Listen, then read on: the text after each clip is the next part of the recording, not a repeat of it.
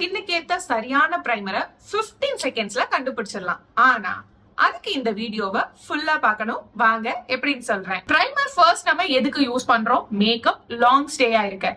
இது எல்லாருக்குமே தெரிஞ்ச ஒரு பேசிக் இன்ஃபர்மேஷன். நிறைய பேருக்கு தெரியாத சில இன்ஃபர்மேஷன்ஸ் தான் நான் உங்களுக்கு கொடுக்க போறேன்.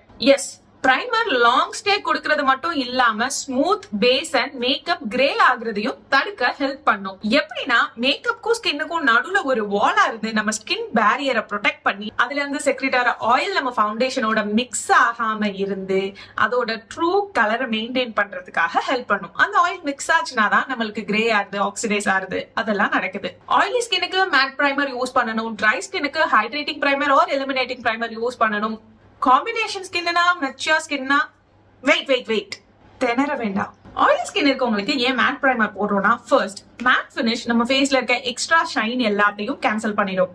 செகண்ட், மேட் பிரைமர் மோஸ்டா சிலிகான் பேஸ்ட் ஆர் கிளே பேஸ்டா தான் இருக்கும். சோ அது நம்மளோட எக்ஸஸ் ஆயில் செக்ரீஷனை கண்ட்ரோல் பண்ணுது.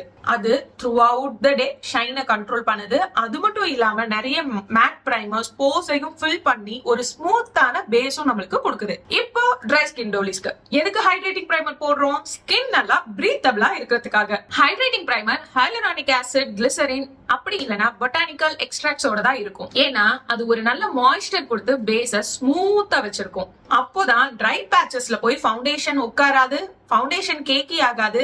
உங்களோட மேக்கப் நல்ல டியூவியா பாக்குறதுக்கு நல்ல ரேடியேட்டா இருக்கும். ஸ்கின் டெக்ஸ்சர் எல்லாத்தையும் மினிமைஸ் பண்ணி பார்க்கவே யூத்ஃபுல்லா இருக்கும். மெச்சூர் ஸ்கின்னுக்கு சிலிகான் பேஸ்ட். ஃபர்ஸ்ட், மெச்சூர் ஸ்கின்னா என்ன?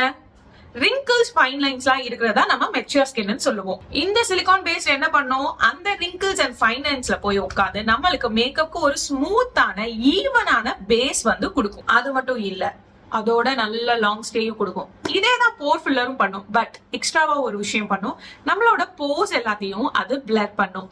போஸ்னா என்னன்னா நம்ம ஃபேஸ்ல இருக்கிற குட்டி குட்டி குட்டி குட்டி ஓட்டைங்க தான். அதுல வந்து ஃபவுண்டேஷன் நம்ம பிரைமர் போடாம போடுறப்ப என்னாக்கும், அந்த ஓட்டுக்குள்ள எல்லாம் போய் ஃபவுண்டேஷன் உட்காந்துக்கும். ஒன்ஸ் நம்ம மேக்கப் முடிச்சதுக்கு அப்புறம் பார்த்தா அங்கங்க குழி குழியா தெரிய ஆரம்பிச்சிடும். அதெல்லாம் அவாய்ட் பண்றதுக்கு நம்ம போர் ஃபில்லர் யூஸ் பண்றோம்.